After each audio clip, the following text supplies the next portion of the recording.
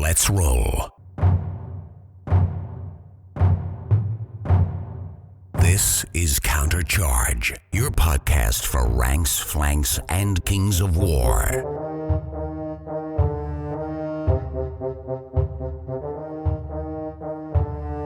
Join your hosts as they delve into the world of Panithor and bring you worldwide coverage of all things Kings of War. Welcome to Countercharge. I'm Rafanoff. In today's episode from the U.S. Masters, we catch up with Aaron and Henry Richardson from St. Louis, Missouri. So sit back and enjoy. We are in Minneapolis for the U.S. Masters 2026, and we're you guys still in St. Louis? We are. Yes. We are. Okay. Matter of fact. I thought you said at one point maybe you were moving. Nope. Saint, Okay. I will probably live and die in St. All right, Louis. so he may move. I but- will probably move. Henry Yes. and Aaron. Hey, Aaron. Yes, Richardson. the Yeah. Richardson boys. Got it. Yes. Yeah, and you guys have been on the channel. Is it Miniworks? Yes. Yeah. We our buddy Matt started up Miniworks. Yes, and he said, hey, you know what? I'm a St. Louis Pathfinder as well. Let's go ahead and just hang out. And so when we're not having our local meetup, we go on Sundays to his house and he films and he cooks for us. And Oh my God. absolutely great guy. And you guys are doing like all kinds of content. Yeah. He started off with Champions, and so we went ahead and jumped in on Champions. And then when 4th edition came out, he got sucked into Kings of War. And we're like, all right, let's go, because we're there too. And But you guys are sci-fi guys at heart. I am. Yeah. I don't. Are Well, you still? I used to be, because I started with Dead Zone and everything, and I still enjoy it. But I have turned more Kings now. Yes. I am more the Kings player, and he is still Dead Zone, Firefight, stuff Halo. like that. How's the scene in St. Louis? Are you guys playing at Miniature Market? What We are. Yes. We are as a matter. Yeah, Miniature Market is our home store. They have 2 locations. One of them is in the western part of the suburbs. It's the Cave Springs location, and we meet up there first and third Saturdays. And it's usually open play, although sometimes we have tournaments. So we just had a really good Halo tournament. I would like to say 3rd largest in the United States. Thank you very much. Who's the biggest? The biggest was Adepticon. I think. Okay, Yeah. of course. And who's second biggest? That would be the KCGT, and a lot of the KC guys, they are so cool to play with. They actually come on down to St. Louis a lot of times to play. So they held. They had their own KCGT. Yep. It had 15 people. We had 14. Thank you very much. Okay, all right. Because it's a Kings of War event, right? Well, no. It was straight up Halo Oh, tournament. they didn't have any other stuff. No, it was straight up Halo. Interesting. Yeah. So yeah. I'm still big into sci-fi. Although on camera we play. I don't think we've not jumped into sci-fi yet. In August we're going to start doing that with the Summer of Sci-Fi that Mantic has coming up. We're gonna play a little Dead Zone, a little Warpath. Yeah, that's exactly it. Yes. Firefight. Yes, I'm so jazzed to play a little bit of Dead Zone on camera. Yeah. Really looking Is forward. it better than Halo? I like Dead Zone better than Halo. I know it's a personal choice. I think Halo's really, really good, and it's really, really good at what it does. But I love some of the narrative flavor of Dead Zone, and I love the armies. I agree. 100%. You agree? Yeah. I like the crazy rules that Dead Zone has that Halo doesn't have, because it has to stick more to the story and what Microsoft wants. And Dead Zone's, to me, kind of like their freedom version of Halo, in a sense of like, this is what we wanted to do. And I mean, it's been around longer. It's had more armies come out. It's had more time for balanced and updates and stuff as well. So I think and those scenarios are just so cool. Yeah. So like every time we run a Dead Zone tournament, which we have another one coming up in October, it is a continuing story of the planet of STL. And I know because we're in St. Louis, right? Yeah. Or I thought maybe STL is in like 3D printing model. Oh, no, yeah, right, no. Although we do welcome them. But no, so it's always a continuing story, and we're able to bring in a lot of the really cool twists that they just added to Dead Zone, and a lot of the really neat scenarios. Like our last one had the 3rd round, we cleared out all of the terrain in the middle and had the big lava pit scenario in a tournament, and it was so cool. The players absolutely loved it. That's awesome. But you guys are playing some Kings of War now. We are playing Kings of War. I'm playing a lot So of you're Kings playing EOD. I am. And we talked about this 2 years ago at Adepticon. We did. And you bought what's his name's? Devin? Devin Slavin? Or, Yes. Yeah. Yes. The Pathfinder from, or he owns a store. Muncie, Indiana. Muncie, Indiana. Indiana. And he sold you a bunch of EOD on a song. And, Yeah. And you're like, and you're still singing that tune? Oh yeah, definitely. I've actually built that army to about 6,000 points now worth of EOD. And you can play 6,000 points? Have you played a 6,000 point game? Fully painted and based. I have not, because nobody else in this St. Louis has Not that even your big dad? enough of a No. list. Oh, no. No. He's too spread out between Night Stalkers and Northern Alliance to settle down. Interesting. I have picked one army, although I am starting to branch out, because now if I build and paint everything, I've got 10,000 points of EOD, so I will now branch out into I'm looking at goblins, because I decided to torture myself and want to Oh, I thought you were just going hundreds to of because they're rabble. really good. No. No. No, I The list bought doesn't matter. It's the I bought models an and the... ambush box like 2 months after I bought the EOD stuff, and I said, this seems like a fun project army. Never built it until about 3 weeks ago, built and painted it, and now as buying somebody's collection off of them in St. Louis. Yeah. And But Aaron, no. what are you playing, Aaron? All right, so Night Stalkers and... so Northern Alliance is the army I got here, Okay. best of the rest. And I've been learning. I enjoy the Night Stalkers because it kind of feeds, or Night Stalkers. Wow, the Northern Alliance because it feeds into that kind of skirmish level type thing. Each unit or each group can be its own little thing because Northern Alliance is kind of like a hodgepodge. Like a hippie commune. Right, In the- exactly. So North. my birds look a certain way, my berserkers look a certain way, and it's like, oh yeah, this is kind of neat. So it kind of gives that little spark of dopamine every time I do a new unit. Yeah, but yeah, actually I've enjoyed playing the heck out of it. I have been terrible. I'm just not a good player, Rob. Not yet. No, I have to roll I gooder. think if you are a sci-fi guy, it's a different animal. It you have is. alternating actions, skirmish bases. It's not the same as you go, I go, ranks and flanks game. No, and that's a different mindset. Right, and I've had to learn that, and I've had to learn the go ahead if this is the drinking game geometry of the game because there really is. The angles are the things that I have really struggled with. 100%. Yeah, Henry's like, yeah, you have, Dad. 100%. But no, it's been really fun to kind of figure out a couple little tricks here and there, and I still find myself occasionally going into, oh, that's a single unit and I have to kind of protect it versus this is an army and half it's going to die, and I have to get used to that part. That's a very different game for me. I imagine Dead Zone. I mean, you lose stuff, but Yeah, King's War, you have to lose stuff. don't you? Right. Yeah. King's War is you're going to lose about 50% of your army. Choose your 50% and make sure your 50% is worth it. And I think the other big thing is Kings of War, most scenarios score at the end of the game. And Yeah. that is a big difference. There's not a lot of progressive scoring. No, there isn't. We actually played. So I don't know when this is going out, but we did a little mini tournament over at Miniworks. We had 5 guys in the studio, so we're doing a 5-5, and it was ambush size games, right? And we found Bulldog. That's what it's it's called. Bulldog. Yeah, that thing's friggin' awesome for small games. It was like a game of rugby or something. Right. Well, and it starts scoring in the 3rd round. Yep. So it's really cool. That one I really enjoyed, and of course I didn't get to play in it. I think that's one that we're adding to our St. Louis one day in August is Bulldog. It's We may do that. Yeah. probably one of them. So what's in your list, Henry? I brought a funny list for EOD because I decided, skeletons don't work, so let's see if mummies change. And so it's Pharaoh, and he's got the Surge upgrade. I've got 2 Cursed High Priests on undead horses. One has Surge 8, and the other has Surge 8 and Blizzard 3. I've then got 2 Hordes of Revenants. One of them is Elite, and the other one is Life Leech 2.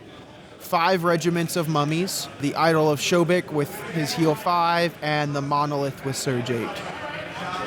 The rest of the rest, do they announce who you're playing tomorrow? No, We have not no clue. until- So because I guess they don't really know yet. 'Cause Right. Yeah. More people might show up. Yep. Right. That's actually I actually don't like it when I know coming in. Because then you're like, oh, I should play test against this army. It's like, So, you know what? We actually went as a family, my wife included, by the way. We all went to Bug Eater recently. Bug How'd Eater that GT go? in Nebraska. Fun? We had an absolute blast. Yes. I mean, don't get me wrong. I got You- best sportsman, but we all won a grand total of 1 game. Yeah, I think so. who won the game? Me. Yeah. I did. I beat Nature in round 3. Who'd you play? Who was it? T3. Oh, Tim T3. Bonus's son. Yeah. I met T3. It's Cool a guy. great game. It was actually push of all things, and it was just one of those things of I spiked dice when I needed to, and killed units that shouldn't have died as quickly as they should have, and got across the board quicker than him. With EOD. Well, he played all elementals, so it was a surge on surge battle, and I just out-surged him. So Yeah.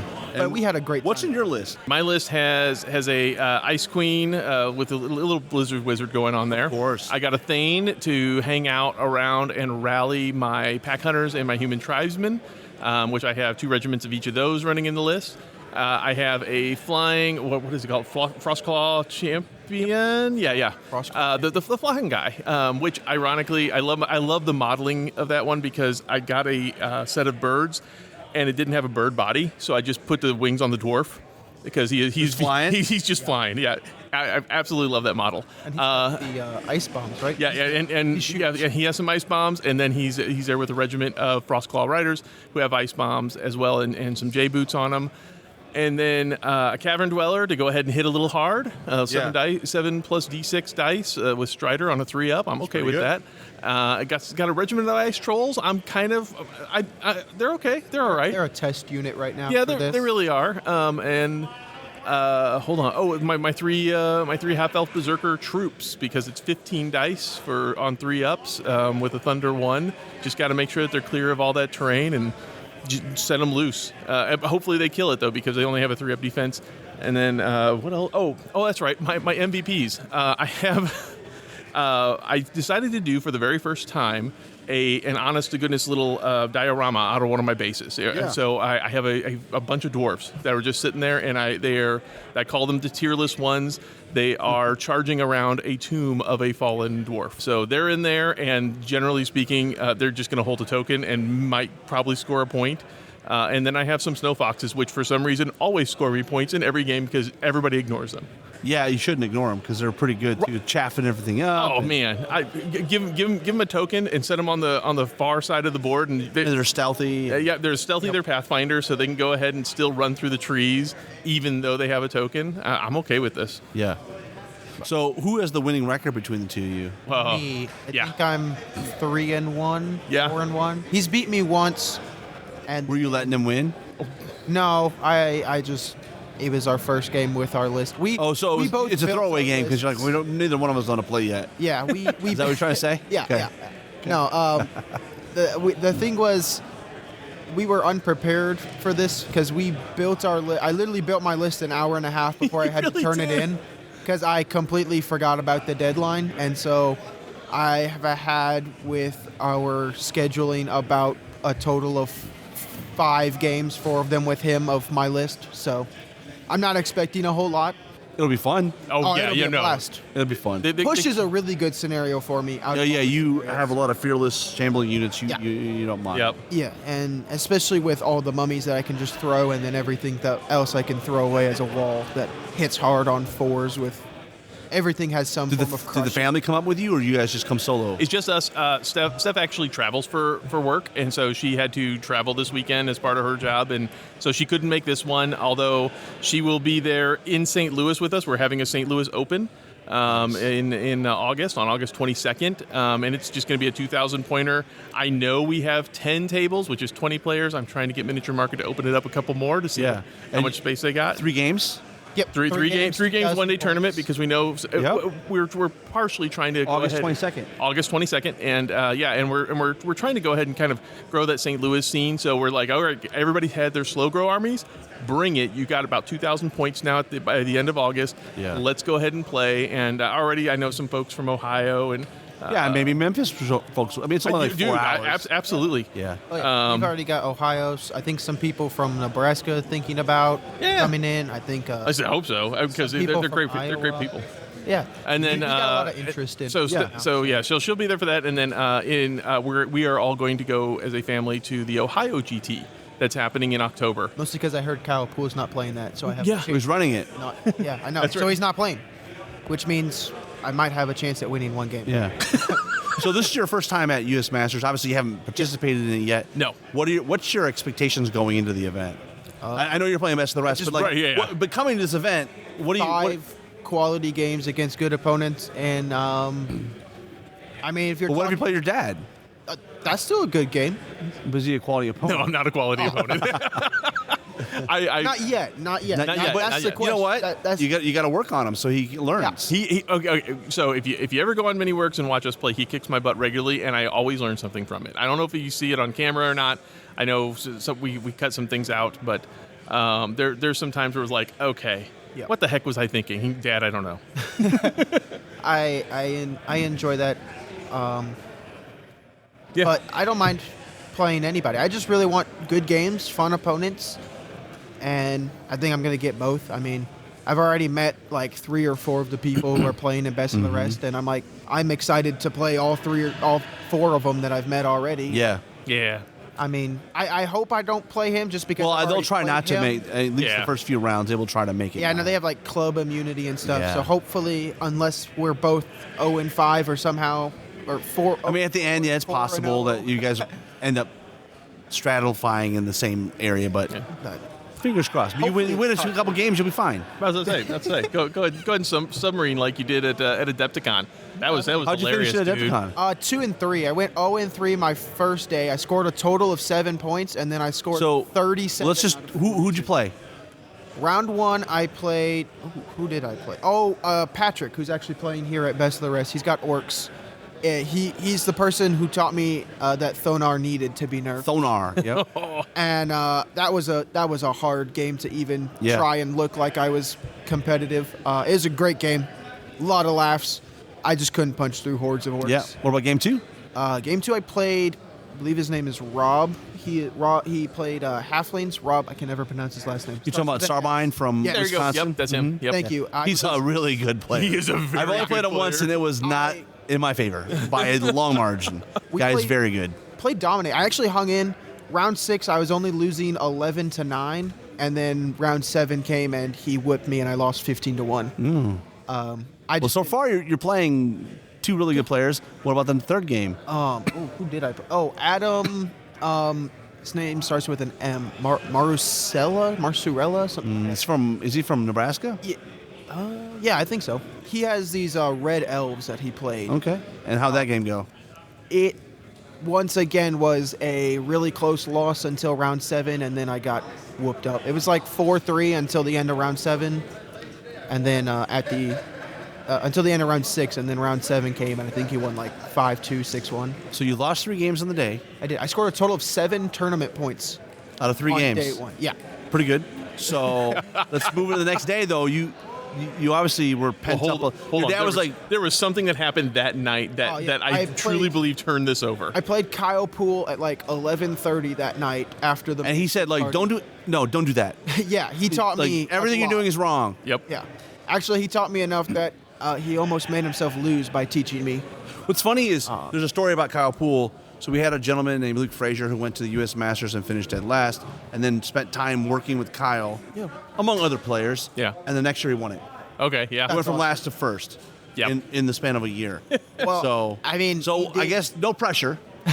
No, actually, it ended up being really good because I came back dead tired, but having learned a lot from that game, and I played Felix Castro round 4, What was he playing? Salamanders, Okay. and it I didn't even was- know Felix had salamanders. So He did. Actually, he had really cool blue and purple ones. Okay. Oh yeah, those did look cool. Very, I like very those. very well painted.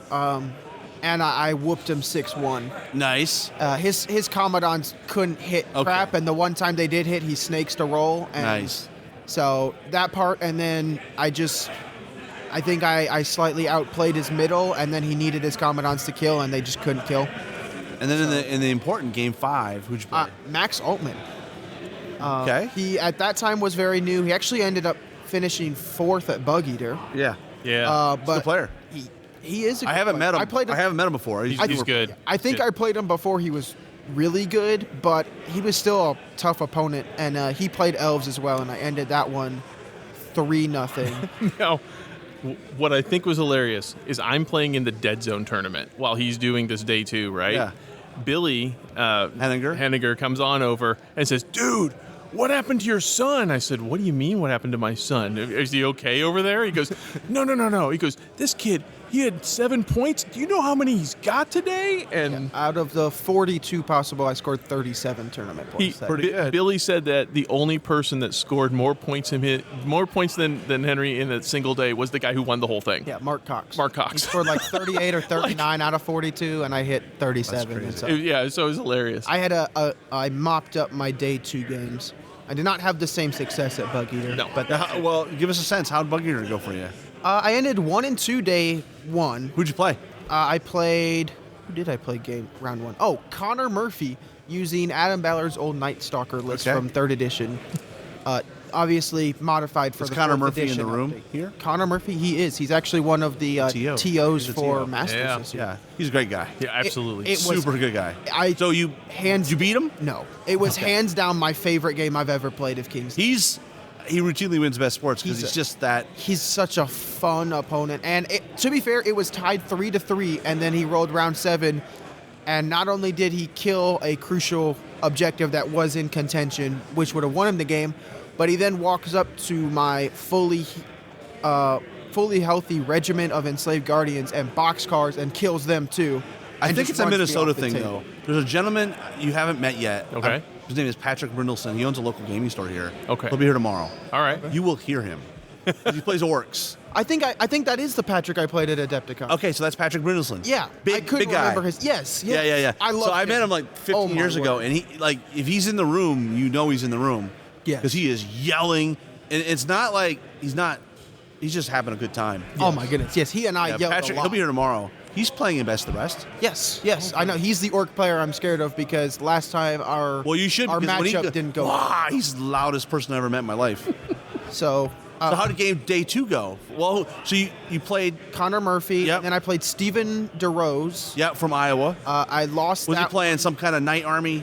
He was playing orcs, but it was non-Thonar orcs. It's actually a very fun list that I'm. No Thonar? No Thonar. No Thonar list, yeah. He did have the shrine though with the lightning bolt that kind of Yeah. ruined me, but it was good. It came down to if it was round 7. We had basically said if it was round 7, I would have won 4-3. Yeah. Otherwise, he won 5-2, and he rolled a 3. Yeah. So he won 5-2. But that was a great game. That was close. We spent like 25 minutes each in round 6 alone, just thinking Trying to figure it out. And then how about game 3? I played Tim Lonis' son, T3. Got it. That was. And that he was a beat you. push. No, I won that one. Okay. 8-4. So you lost 2 and then won and 1. then won 1. All right. I think and that's then, what hosed me over yeah. there too. And then game 4, Yes. day 2. I cannot remember the general. What was the army? Ogres, and he was from the Ohio War Kings. I just cannot remember. Was he a his big guy, a little guy? name. He was a bigger guy. Probably it's about my height and everything. He had glasses. Honestly, he kind of looked like you, Rob, Oh, Lord. but a That means little he's a bit terrible tall. ogre But player tall. then, probably. So, no, actually, that one came down to the wire, and that one was another one where he had the game 8-5, but if we rolled round 7, I had a pretty good chance of winning that 9-8, and it did not go to round 7. So I ended up losing that one 8-5. So you're 1-3. 1-3. Oh, so going into the last game, obviously you won. No, because I played Billy's Henninger? Trident Realms. Yeah, and that one was Scenario, Army, and my poor deployment stacked all against me at once. And Hard to win a game when if deployment is a tough, especially for EOD, right? Yeah. You're Definite. not. Yeah, you have shambling and you have surge, but there's limits what you can do to get people in the right spot. And that was another one of he had the game 4-3. He did a random charge. Neither of us expected anything against it, and then he rolls an 11 and wipes the unit off the objective. So he won 5-2. Yeah. It was a blast. He actually did, towards the end, once we both knew he was winning, he actually did help me out in terms of like just asking me questions as to why What were I you wanted to thinking do here? certain things. And so, You won one game. I did. And you must have won 3 or 4. By winning, you mean did I have 3 or 4 great opponents? No, sir. I had 5 great opponents. Okay. I had 0 wins. you did have a tie. Do you remember who you I played? did get You a tie. I did get a tied tie. Casey Murphy. Yes, that's right. So Connor's brother. Yes. Yes. Yeah. I honestly, it was fantastic. They were just fantastic games. I found out that my Northern Alliance does not like turn 7. Every time there was Most armies don't unless you're in the winning position. Right? No. Like I would like, oh man, I can win this. I can win. Oh, turn 7. Yep. I can win this. Turn 7. Turn 7. Yeah, I think the one tie that I did have did not go to turn 7, and that's why I tied. Yeah, actually, that was the one that turn 7 you would have guaranteed a win. Yes. And yeah. it didn't go to turn 7, so you tied it. What are you guys' thoughts on turn 7? It's fun because the game has a random. My history says I absolutely hate it. Yeah. From a game design point of view, I really like it actually. Yeah. It's fun. I'm okay with an extra turn to go ahead and maybe change the fortune. I kind of call it a catch-up mechanism.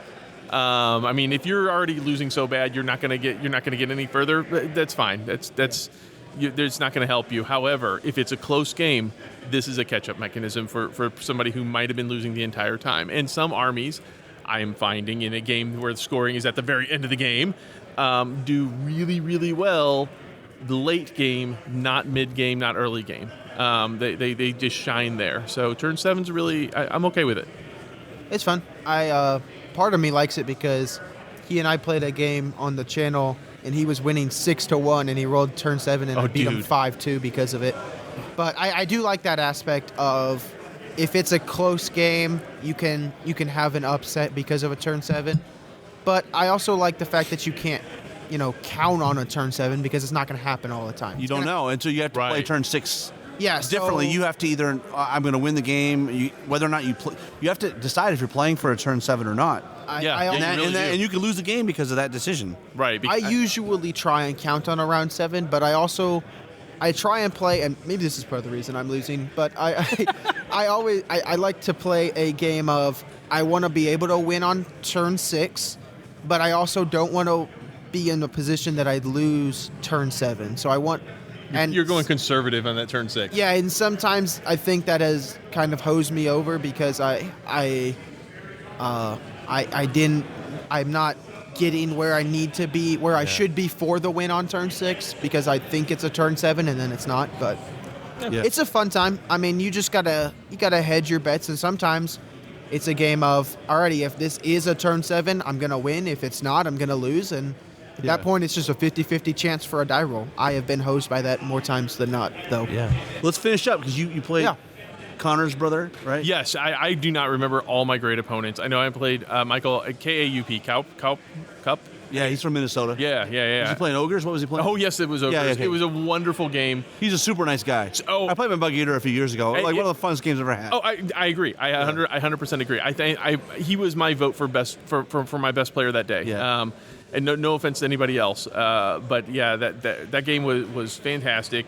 And I was losing so bad, I was trying to remind him to go ahead and make sure he scores as many tournament points as possible, please. Hey, don't get those. There's no sweat off your back at this point. It was. I think it was dominance, and I'm like, do not get those guys out of 12 inches to chase after my fox. It was that kind of stuff. He goes, oh yeah.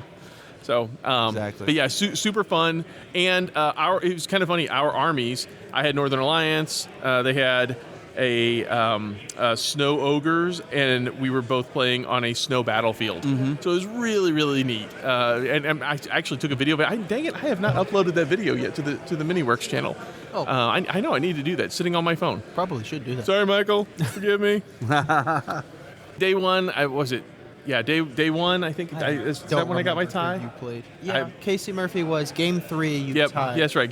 My game 3 was my tie. Everything else was a loss. You got close game 1. I don't remember who you played, but I remember they were all close losses. Coming over and being like, wait a minute, he might win. And then actually I think that one was just a charge went turn bad. 7. Was it a turn 7? It was a turn 7. I know one of yours was a charge went bad and it kind of hosed you for the rest of the match. But I mean, a lot of yours have been turn 7. Michael's was a blowout, but everything else was relatively close. Obviously, the tie was close. Duh.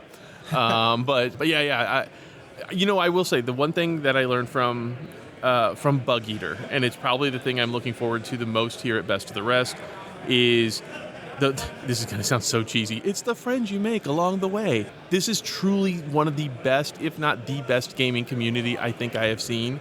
I honestly believe if my wife with her travel job was anywhere near Nebraska and something happened, she could call anybody that we were at Bug Eater with, any of the Nebraska boys, And They would help her out. They would 100% help her out, and it's that camaraderie, it's that brotherhood, it's that standing shoulder to shoulder while you're playing games and building that connection. That is the thing I love the most about this, and it's part of the reason I do enjoy kind of building the community that we have in St. Louis and coming to stuff like this. And plus, let's face it, my son wants to, as a teenager, wants to go ahead and play Kings of War, and he's like, can we do road trips together? You can't turn that down. I can't. I mean, let's face it. You'd be a terrible father if you did. Well, No yes. offense. Yeah. Yeah. You're Now, right. Listen to that. You see, No, but within reason, right? You can't, you don't take him to Hawaii or anything like that for that. No, I'm not. But if you can drive there, about to say, we're totally John Maddening this. If we can drive, we're going to go. yeah. But Get in the I mean- RV, the bus. That's right. There you go. Get in the bus. That's right. But I'm not going to have this forever. You're going to get busy. Yeah. It's going to be college. What grade are you in? I am going into junior year at high school Okay. right now. So, In the St. Louis. yep, Yep, St. cool. Charles. I go to St. High, St. Charles. So St. Charles is a suburb of Yeah, St. yeah. Louis? It's So about- we about 30 drove minutes through there west. way up here, I think. Yep. It's right on the other side of the Missouri River.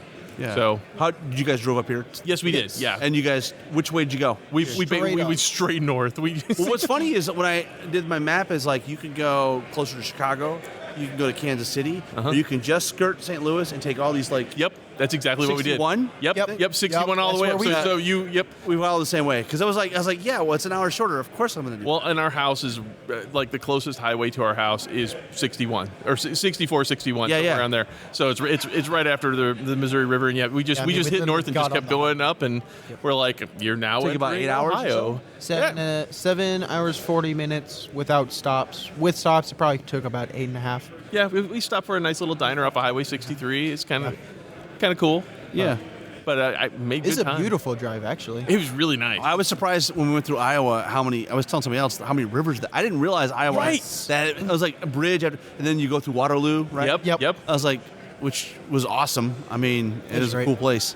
Yeah. But anyhow, so yes, looking forward to best of the rest, hanging out with people, and really just kind of being with this crowd. I mean, the Adepticon was really, really cool being around everybody. We played, because Steph was at Adepticon too, so all three of us played in a teams tournament on Friday night. Henry did Adeptic Clash for Saturday, Sunday. I did Dead Zone Sunday. Did you run any events this year? I did not run any events, however, I didn't have anything Saturday. So And so I put on the green Mantic shirt and walked over to the booth and said, what can I do? And I ended up working all day Saturday. that's funny. But so I demoed things a lot, especially Halo, which was just flying off the shelves. It was great. Yeah. Oh, yeah. But yeah, it's the community, man. It's this whole group of people. These folks that are going to be in this place this weekend. This is a special group of people, and I truly believe everybody's got each other's back. And if you see somebody, hey, you need a ride back to the hotel, or what do you need? Okay, got it. I don't even know you, but you're here playing Kings. I got you, bro. Yeah. Definitely. What other events are on your radar? Our own St. Louis one in August, Ohio GT in October. Looking at scheduling a Missouri GT In January, yeah. We're talking with so Josh LaFoon is Yeah. the Kansas City Pathfinder, and then I apologize, I have not met this individual, but there's somebody in Springfield, Missouri as well. Because Josh, you know Josh. Oh yeah, we know Josh. And then the guy in Springfield is who? I'm blanking on his name. I'm sorry, but the three of us are in a Discord chat, and we're all trying to figure out how can we go ahead and get a all Missouri GT. Yeah. And ironically, Columbia, Missouri, the home of Mizzou, the Tigers. That city is almost equidistant from all three of us. Oh, really? So we started looking at some hotel spaces. I say we as in Josh started looking at hotel spaces, and we're going to try to finalize it here today and try see if we can lock in the date, and hopefully we'll be able to officially announce a Missouri GT in 2027. That'd be cool. which will be a full 2-day, Yes. 5-game, 2,300 point GT. Yep. So- and if we do it right, it is you go to this facility, you're going to stay there because it's a hotel, and they have enough room for us to just open up and play. So everything is right there on site. Don't leave. Yep. No reason to leave But unless and you're. then After that, I guess it's maybe Iowa GT because I heard that Stephen DeRose. that one I think was getting rescheduled. And then back to Adepticlash. Adepticlash, yeah. Yeah, well, Hopefully he you'll can do join. Adepticlash. Me, you kidding, man? I want to play me some Dead Zone for God's sake. Fair enough. Maybe I can get my mom to play the Adepticlash I think so. because she has Trident Realms and she's also looking at Forces of Nature. Yeah, how cool is this army idea? She called us up while we were on the road. She goes, guys, I have to call and I got to tell you this. I got this cool idea for an army. I said, what? She goes, I was watching The Lion, the Witch, and the Wardrobe and Prince Caspian recently, and the Prince Caspian big battle. She says, they have centaurs, they have fawns, they have critters. Yeah. She's going, I think I want some Forces of Nature, That's cool. and I'm going to put an Aslan in that bad boy. So For sure. Yeah. it's a Narnia theme, A Narnia themed. which Herd army would be awesome. she's Yeah. already built the list for it, and I think she started looking at the Mantic models first, and then if those Like the don't Aslan, you'll have to satisfy probably her- 3D print or something. Yeah, or Actually, I don't know. Go ahead and take the lion from Basilia. You can do that, the Nias lion? Yeah, yeah. Go ahead and switch out the head, and it's King Peter riding Aslan. I mean, go for it. You can even just take the avatar of the father and rebase it. That's exactly it. That's the other option. stats are Avatar of the Father. Yeah. Model is yeah. the Aslan looking lion with King Peter, and That's it'd be cool. gold and red because that's the Yeah. Narnia colors. Got some ideas. Yeah, yeah. I was really excited that she was thinking about that stuff. I'm like, dude. She's also got to finish. She's got a whole lot of frogs, a Trident King, and a Kraken to do for Do Trident. you guys have like a communal paint station, or do y'all go? Yes, Yes. it's our dining room table. It it's really is. Yeah. So we kind of have turned our living room area as like our quasi eating area, and then behind that's a game table that we can play Kings on, and then in our dining room table has now become the official modeling station. It is Yep. currently getting used by my goblins and other things. Yeah. So It's awesome. but when it's all clean, it's a really nice hobby station.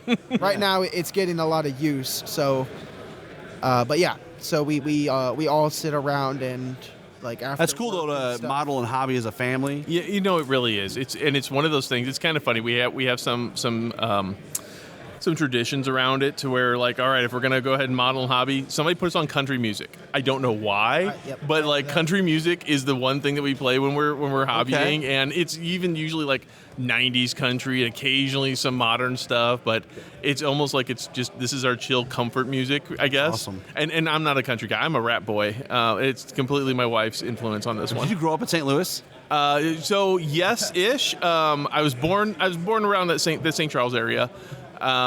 Moved to California for a couple years. And that was in Southern California, Northern California? That would be Escondido, right around San Diego. Yeah, so I used to work in Orange County and I have to go to Yeah. Carlsbad and Oceanside once a week for a plant down there. Yeah. Yeah. Escondido, my boss used to live there. Yeah. I'm kind of up in the hills a little bit. It was very rural. It was Okay. very rural. Like the road that we were on was a dirt road, and at the end of the dirt road, some daddy bought his girl a house and a pony.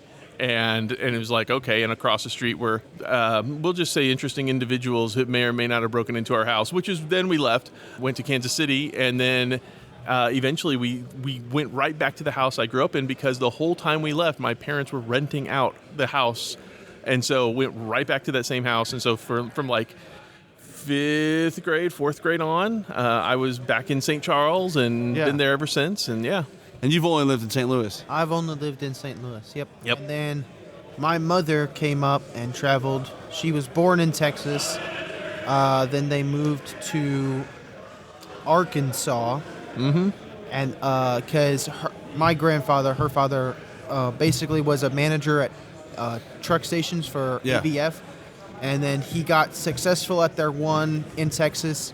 So they moved him to Arkansas. He turned that one around, so they moved him to Oklahoma, and he turned that one around, and then his final stop was St. Louis, and he basically told him, this is it, I'm not moving after this, so either I'm going to stay here, or if you want to Yeah. promote me somewhere, it's got to be somewhere Yeah. in the St. Louis area. So in 1999, they moved to St. Louis. No, had to be before then. It was? Yep, because I met her in 8th grade, dude.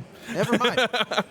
But Oh, yeah, it was, I'm grateful. I'm grateful that there was that she moved there, and yeah, St. Louis is the home. Because their house was built in '99. That's what. Yeah, it was. that's Because right. they rented out a house for a little bit and then eventually you met her, and then in '99 their house was built, and because she never lived in that one because she was in college by that time, and so. Yeah.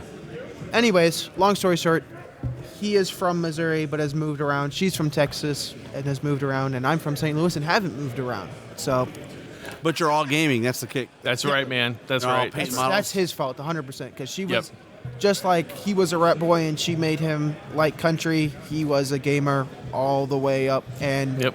he converted her into gaming. And then I've just been born with it, so I got stuck. You got with the it from, genes. Yeah, sorry, dude. Sucks Yeah, to be you. I mean, I was like 6, You and learned the only way I your learned color to from read. Green Lantern rings. I mean, you were going to be geek from day one. I mean, You excited about the new Green Lantern TV show coming up? You know what? I'm kind of on the fence about it. I love me some DC comics. I was wearing Superman shirts all weekend this weekend. Yeah. And I like DC when DC is black and white, good and evil, and Not trying to be Marvel. leans into the pure things. Like the latest Superman movie, I thought was fantastic. He's a hopeful, great Superman. It felt weird when he said a curse word, and it should. Yeah. The Lanterns movie, I love Green Lantern. I love Hal Jordan. I mean, Yeah. but You mean the Ryan Reynolds movie? yeah. Ryan Reynolds was not a Hal Jordan character. He was almost like a Kyle Rayner guy. Yeah. But so this new Lanterns one, I'm like, oh, cool. We're gonna get a cool Green Lantern story, and I love these characters. And then I heard, oh, you're gonna make it rated R. Oh man, come on. But Kyle Chandler, I love the actor. Oh, absolutely. So I mean, it's a all great the pick. actors I think are going to be fantastic in it. I mean, even who was it that played Guy Gardner in the movie? Nathan Fillion. Yeah. Yeah. I mean, he's even in it for a little bit supposedly. And Interesting. I think it's going to be a good show. My fear is that when they walk away from the good versus evil and the black and white that I think DC is really good at, it loses something. Yeah. It really does. But hey, whatever. Did you go see Supergirl yet? I did. I really enjoyed it. I give it a good B-. It is one of those movies that you're going to go ahead and turn on in the background. You're going to look up once in a while and go, oh, that's a cool moment, and go back to whatever you're doing, and you're not going to miss a moment of the plot. It's going to be one of those comfort movies later on. Yep. Yeah. But, That was good. I liked it. Yeah. And Masters of the Universe, you guys saw that, right? Yep. yes, We did. that we one did was see- funny. That's hilarious. I loved it. I enjoyed it. He made me watch the entire Filmation? Masters of the No. Universe. the original 1986 Dolph Lundgren? Nope. No. No, the The Kevin Revolution. Smith written stuff Okay. on Netflix. Yeah, Yeah, yeah. Revelation. Yep. And so that way I could at least understand part of the universe before. And then I watched the movie, and it was fun. It was funny. I think it's one of those that if you just want a funny movie to laugh at but don't really want to pay a whole lot of attention to, it's perfect for that. I think as a story narrative, it kind of loses something. If you don't know the background, like It the definitely- nostalgia drip, it's like Yeah. it's probably doesn't have as much impact. Right. That's part of the reason I've said you got to watch at least some Masters of the Universe. And actually, I highly recommend it to watch it. That bloody Kevin Smith written stuff on Netflix. That Revolution and was way Revolution. better the second time around. Yeah. But, I mean, I enjoyed it. And I've- then I think my favorite new movie is... The Minions versus Monsters. You and the boys saw that Minion versus Monster. That one's just... It's very much Minion-y. And then the baby Cthulhu and everything. That's fun. Yeah, I saw the preview trailer for that. I didn't realize it's about one of the Minions making a movie. And he's summoning monsters. Interesting. And then it's all about the monsters doing their own thing. The Minions trying to film a movie Oh, and there's Michael right there. defeating them. Oh. Yes. There he is. Yes. Maybe I can tie him again. Oh wait, he's at Masters. I'm at Best of the Rest. Never mind. Is he? Yeah. He's that Masters. Okay. Yeah. They. I'm sorry. So, Yeah, I don't know. but anyways. So Awesome. Minions v Monsters is definitely a recommend. So Rob, you're gonna come to St. Louis, right? You're gonna, Yeah, I think we you're should. gonna hang out. You're Yeah, gonna hang out with should us, find bro. some time to come out and hang out at Miniature. I've not been to the miniature market store ever. Really? It's fun. Yeah, It's they got rid of the really big one. Cade Springs is it's smaller.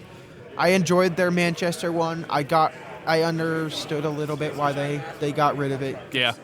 the new owners kind of got hosed by the old owners on that one. Yeah, I'm pretty sure that's how it happened. There was weird politics with Asmodee and all that other jazz. Well, right, because they were distributing product then. Yeah. Are they still doing that? So from what I understood, and this is like from ICV2.com articles and stuff, Asmodee basically said, "Nah, we don't need that part of our world," and so they were looking to sell it. And the people that were running it behind the scenes went ahead and said, "Well, we'll quit, and that'll be our job, and we'll just buy it from you." And so they basically, the team that was running it at Asmodee left, and then bought Miniature Market from them, and so they have that whole system now that's completely separate from Asmodee. Yeah. Right. The distribution piece is one thing, and then the store is something completely different. No. I mean, like, Miniature Market used to be part of the Asmodee conglomerate. So it's separate. It's completely separate to where we're like... It's its own company. It's its own company now. Yeah. And own company again. Oh yes, Yeah. yes, and the original owner. I mean, it's really kind of funny. The Miniature Market story, from everything I remember when they first set up, was the guy wasn't even a gamer or anything like that. He just figured out a really good way to move product online, and because you could buy stuff there. So cheap. Oh man, because he would it's not selling, I'm dumping it, and then well, and you ought to volume in St. Louis. They have at the corner of both of the stores, there is a ding and dent section. I don't know that I have paid a full price for a Dungeons and Dragons book in years. Oh, really? Yeah, because something happens. I think one of my favorite ones was we have a Ravenloft, and it looks perfectly fine. You open it up, they had literally glued the cover backwards and upside down. So when you open it up, the book is exactly the yes. same. You open it up and you're reading it. It looks like you're reading the book upside down. It was like 60% off. And it was 16% off. So it's things like that to where they get those and it'll sell, and they know it'll sell, and it takes up a little space in the back. And half the time it's like an add-on. I mean, if you don't go to the back corner of a Miniature Market store, you're missing out, because you're going to find something there that you didn't know that you needed. And even if you just need some dice or parts, just go buy that game that has all the dice and parts. Throw away the rest of the game. You didn't. You paid less than 100%. Yeah. So a lot of times the stuff that they have there is also stuff that they're already selling that just got banged up in shipping, and so that box, I found, because BattleTech is my other hobby. And I mean, I've probably found like half of my BattleTech that I could have bought for full price, but I bought for like 30-40% off because the box was damaged. I'm like, I don't care. And the box doesn't matter. Yeah, Right. the models For in the card, you. For them selling it, I guess it matters. Absolutely. Because people don't want to pay full retail for something that's all beat up. Absolutely. But once it's out of the box, who cares? Just put it in the box of the trash. the models are fine. The cards work. It doesn't matter. So I probably got like 60 of my 100 BattleTech mechs for like 30-40% off. You guys cutting out on Sunday night, or are you going back Monday? We're Monday. We're going to go back Monday. I am not going to drive after playing 2 games. I'm too old for that now, man. Yeah. Oh, you're not that old. I will be 50 after Christmas. I'm 52, so Well, you're the whippersnapper. I'm 16. So yeah, my daughter is gonna be a senior. She's 17. Oh, I'm like, no, I'm old. I'm old, man. You're feeling it now. I am. Well, awesome. I hope you have a great weekend. Hopefully, you guys get 5 good games in. And absolutely. It sounds like you will. maybe we can. And avoid playing each other. Well, I don't know. You know what? I want to play you. I want to see you on top table, boy. That'd be cool. We'll try and be there, but I don't know. I mean, there's 3 I'm not gonna be Alliance. There's like 3 nature, an orc, an ogre. Like there's a lot of lists that I struggle against every time I play. Not just army-wise, but just like me personally. You struggle against. You see so many armies that sometimes if you don't play them often, then until you play them. That is a like, bit of a. Even though the game is pretty simple in that regard, it's like still they play just slightly differently. I mean, that is the quote-unquote downside to having the newer growing community in STL is I don't get a whole lot of competitive practice at the point level I need, because a lot of these people only have like 1,800 points of models. And well, I can't bring a 2,300 point army against you because I'm that's a 500, 600 point difference. 100%. Now that's just not a fair game, and so a lot of these times the only practice I get is against him, and now my mom, so I at least can play against him. But even then, it's like I'll do okay against Northern Alliance and good against Trident Realms, but everything else I have little to no practice against at any point level. Well, and something I found out that the I don't know, poverty is the mother of invention or something, 100%. right? Yeah. So we played a little ambush tournament recently, and that kind of spurred us as a family to go ahead and just play just a couple 1,000-point games.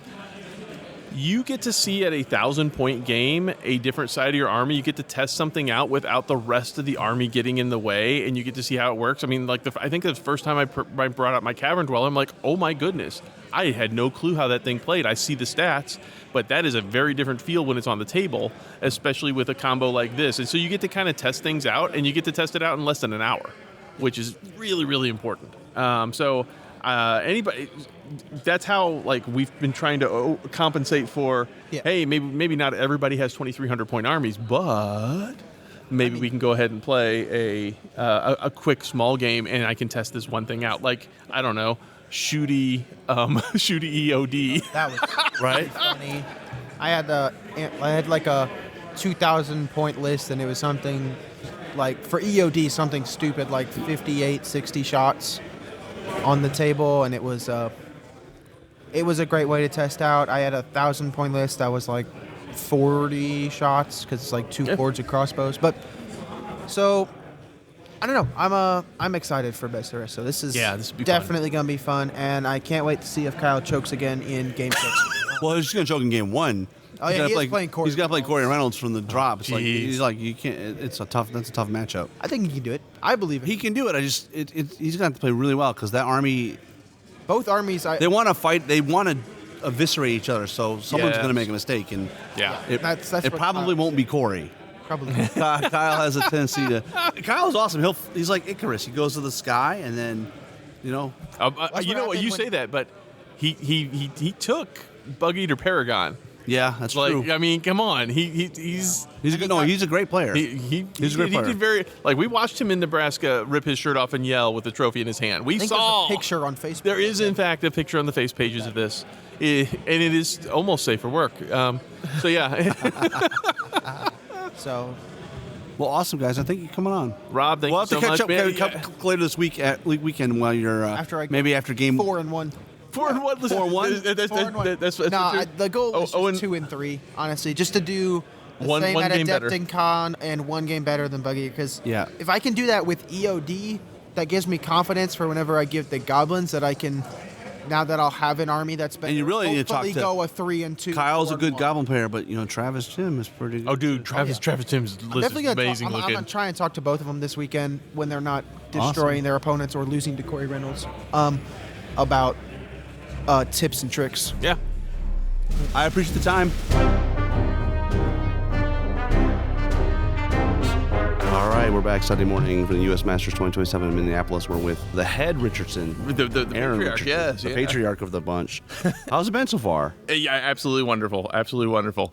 3 good games, 3 great opponents, and everybody's pretty much at the same hotel. So the after that's pretty party, cool. if you will, it's That's really pretty cool. neat. And everything about it, like the food, the camaraderie, it's been awesome. I have seen more, oh, hey, how you doing, hugs, and I saw somebody who rolled, really bad roll, and the other guy just came over to the table and hugged him. It was great. Like, it's okay, buddy. It sucks. I understand. And there's been a bit of a role reversal too, because we had you on Friday, I think. Yeah.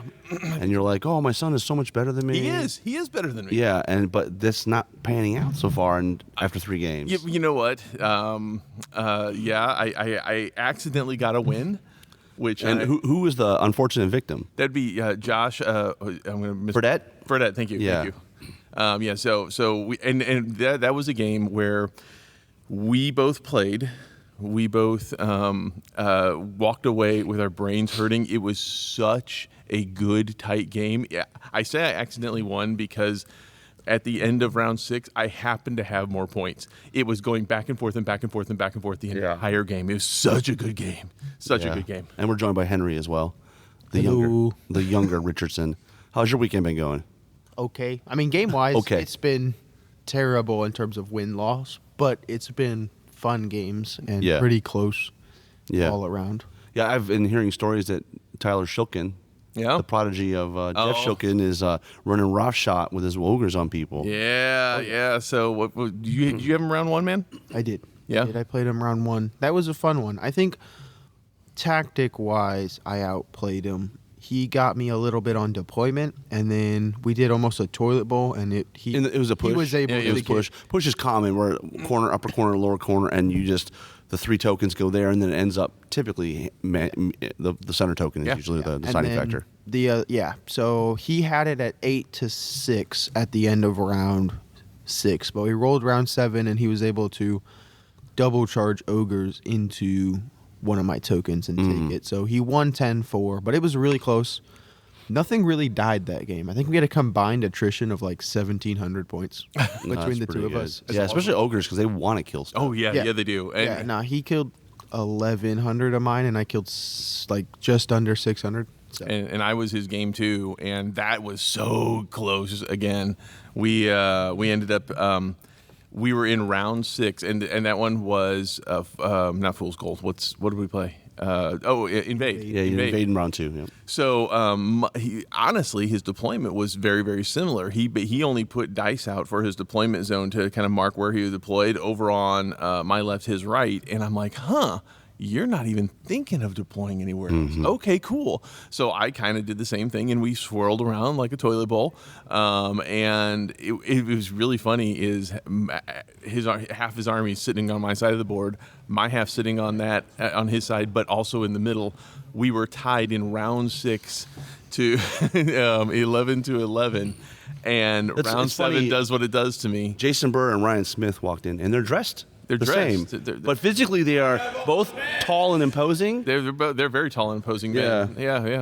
They give me hugs on the way in. It kind of freaked me out. I didn't know. Were you dreaming that you were back home? I was. No. So anyhow. We round 6. We are tied 11-11. We added it up 3 times, and sure enough, I rolled the die for round 7. And he was able to take out one of my guys in the center, which was on his last leg anyhow, and that was the decider right there. And it was an 11-9 game, which is, super, super close. Very, very happy for him. And he knew the minute that we rolled for round 7, and he saw that 5, he jumped up, and I'm like, yeah, you should, buddy. You deserve this one. This has been such a tight draw. Yeah. For games? Sure, whatever. Game 2. Yeah, what game 2? Well, you already heard my game 1. My game 2 was against Casey Murphy. Yeah. Now, is he the better of the Murphy brothers? The game indicates no, because I've played both of them now, and I lost worse to Connor Murphy than I did Casey. So you're saying Connor's the better player? Maybe. Is Casey the better human being? I don't know. Look at you starting to I think Connor's funnier, but game-wise, I think they're both a hoot. They're both a hoot. They're Minnesotans, so like Minnesotan? I don't know. Minnesotian? Yeah. I don't know. Our pastor's from Minnesota too, and I'm still not too sure what to call him except a Vikings fan. Almost Canadians. Yeah. So I played him, and that was a battle of Surge in the middle, and he ended up winning out on it. And he took a good chunk out, but I was able to get the rest of my army onto his side. So I lost that one 13-8, which is it's pretty close. And then game 3, you guys played Fool's Gold, right? Yeah. You guys do a lot of left token scenarios? You know what? I realized I don't think I do. Oh, I do. You do. It's fun. I like loot tokens.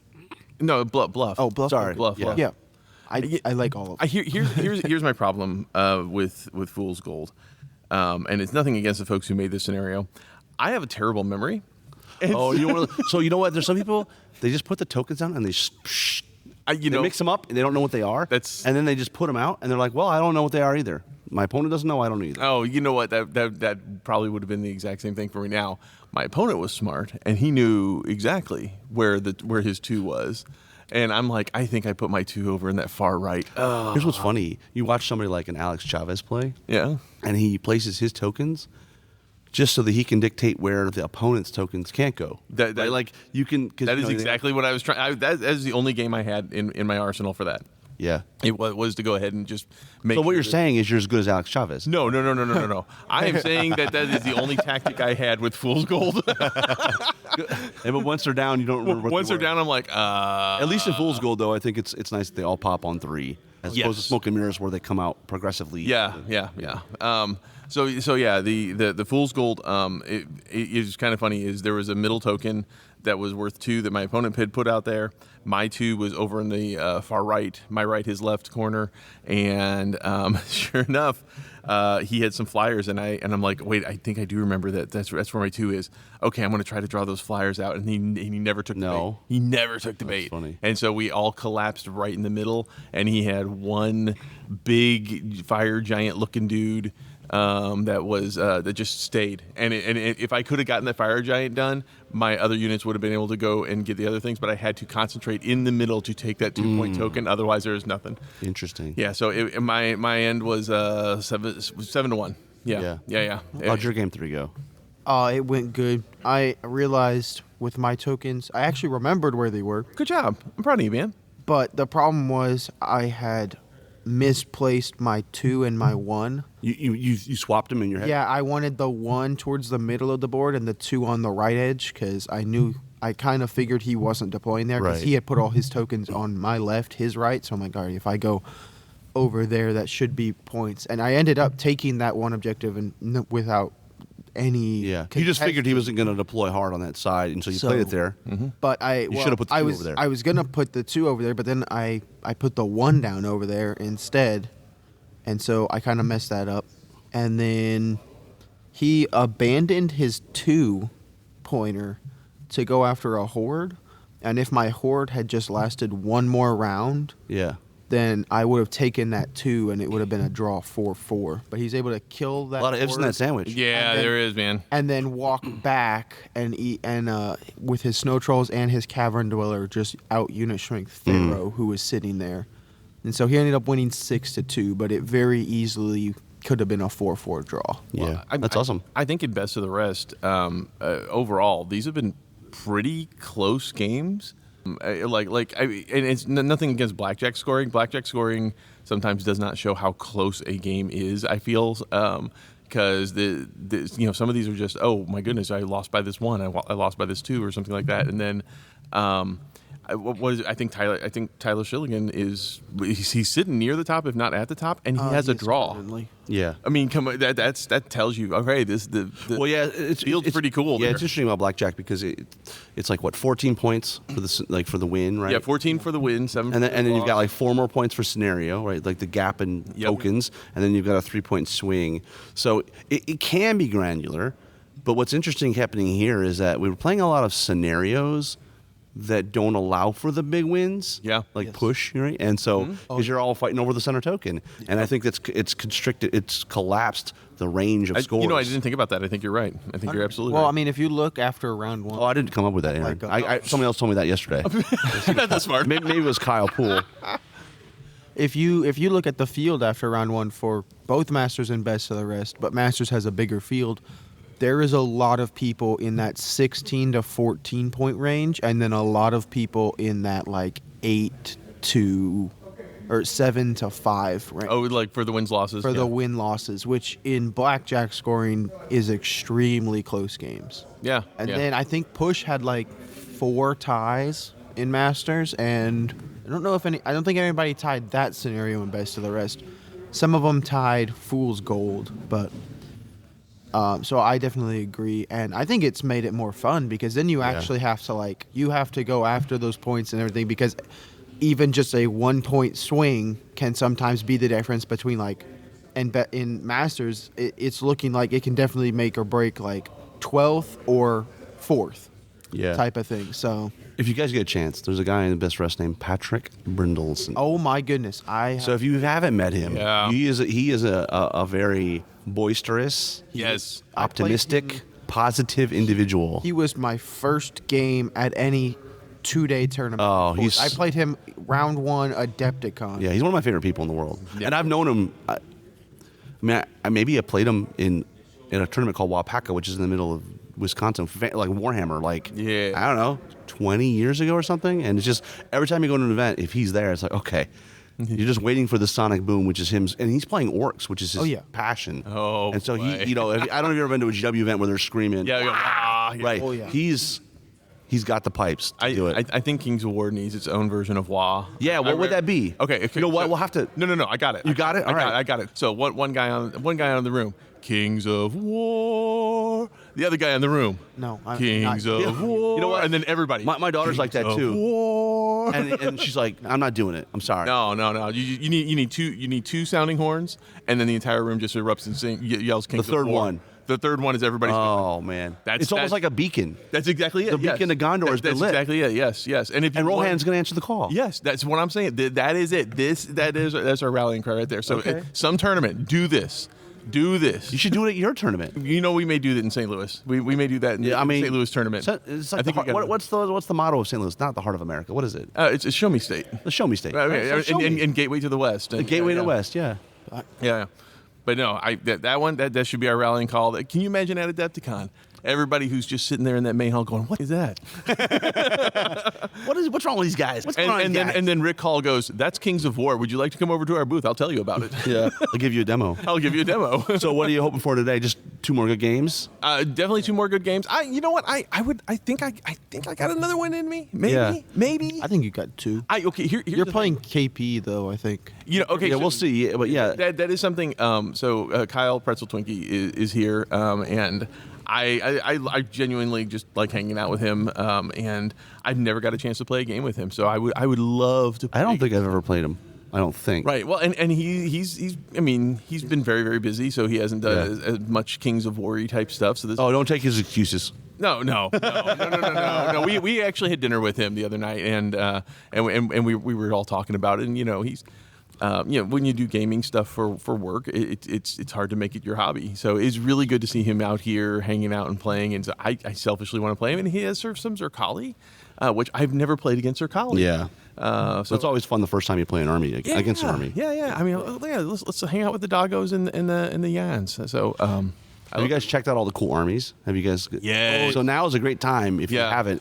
I don't know if you saw Ryan Smith's army, but it's. What's Ryan's army? It's right here. Oh, okay. Orcs going over the bridge. If you haven't seen it, number 1, the paint's next level. Okay. But number 2, he has a laser cutter and a 3D printer, and he makes maximum use of both. Oh. So he always has like a custom display board where everything drops in. I see it from here. Yeah. One of my favorites is Grace. Grace Patterson's Candy Army. Oh my yes, the Candymanders. I love those things. I did not realize until I started just talking to her about it that. You put blacklight on that, and it's a whole different level. Oh my gosh! Like she has made there's a big T-Rex in there, and I think the T-Rex has tattoos and blacklight. That's awesome. Yeah, it's so cool. Steve Hildrew from the UK has a giant, I think, in his list, and he took like a model from League of Infamy and upscaled it, so it's a giant goblin. There's just some. Oh yeah, I did see that. Yeah, there's some cool models and some cool armies here. Well, I mean, this is some of the best period. I mean, we're talking players, we're talking armies, we're talking painters that King's War has to offer, and there's some of the worst here too. I don't think you should call me out like that, Rob. I think it's really rude. No, it's just it's funny because I make that comment because U.S. Masters doesn't they're here for battle points, right? Sure. So it's funny that we still do get a really, really high standard of paint, even though to be crowned master, it doesn't matter. So I guess it says something about our U.S. scene that we are very soft score driven and we do care about. Well, I mean, sportsmanship and point. About to say, we paints. care about the other person's side of the table too. Yeah. I mean that's really it. I want you to have a great time, and I want it to be somewhat immersive. And don't get me wrong, I enjoy the silliness. Yeah. I enjoy something that completely breaks. Well, I would love to play Grace's army. Does it look like real salamanders from the book? No, I'm perfect. Well, the T-Rex kind of pulls it off, right? The T-Rex kind of pulls it off. But I have no problem playing that and going, you know what? Yeah. It may not be the Panathor I know, but who's to say that that's not an illusion that's been cast over everybody to make you think that they look like. It's funny. I used to be more of a stodger, you got to have themes that are consistent with the canon of the world, and I still sort of prescribe to that for my personal usage. But you see the Nightmare Before Christmas army, or you see the army that you're going to have in your house, the Narnia army, right? So it's like, okay, all right. Good hobby's good hobby, regardless. Right. Well, I mean, for Dead Zone, my favorite comic book ever is the '80s Suicide Squad, '80s and '90s Suicide Squad. So I'm in Dead Zone. I'm looking at either Enforcers or GCPS and going, okay, who can I paint as Deadshot? Who can I paint as Rick Flag? Who can I paint as Enchantress? And just have fun and have a Suicide Squad in Dead Zone. I'm like, and Dead Zone, you got Rick Hall, who has the G.I. Joe. I don't know if you've seen that. He's G.I. Joe thing, and then Mike Carter's son, Ninja Turtle. Yes. I mean, it's just cool, man. I enjoy taking the inspiration from other places and bringing it on in because Awesome. Well, guys, I appreciate the time. Yeah. We'll have to chat after game 5, and you're what, 3-2? 3-2, sure. Yeah, no. And are you going to be 0-5? No, I think I've got a pretty good matchup against Undead. It'll depend on what scenario is and everything, but it's always scenario. But we got some difficult ones out, so it'll be fun. Well, you know what? I actually kind of think for your comment about the scenarios that's trying to keep it close. Now I'm thinking, what scenario would they do to go ahead and do you do a dominate? To go ahead and make sure that there's not a big blackjack because you can be cagey and then go ahead and storm the center. That's 3 control scenarios in one tournament. Yeah, that's a lot of control scenarios. Well, there's 9 scenarios that the U.S. Masters Committee picked, and so out of that they'll pick 6, 5 for you guys, and they'll be the same. Yeah. We get rounds 1. I wouldn't be surprised if they pick Dominate for the last round. They've done it a couple times. I can see that. Just because it ends kind of decisively. As long as they don't do Portal of Peril, I'm sorry. Well, I don't think that one's in the mix. I know, it should not be. I'm sorry. Guys, we'll talk soon. Rob, thanks. Yeah, man. Thanks for listening, and we'll see you next time on Countercharge. Please let us know what you thought of the show by emailing us at counterchargepodcast@gmail.com, on Twitter at countercharge15, or by commenting on the Countercharge Kings of War podcast Facebook group. If you enjoy the show, you can help others find out about it by leaving positive reviews on iTunes. Until next time, keep countercharging. Music is a composition of Kevin MacLeod and is licensed under Creative Commons. Oh. No. He has his own interlude stuff. You don't need to. I'll put that in post, though. No. Okay. All right. So...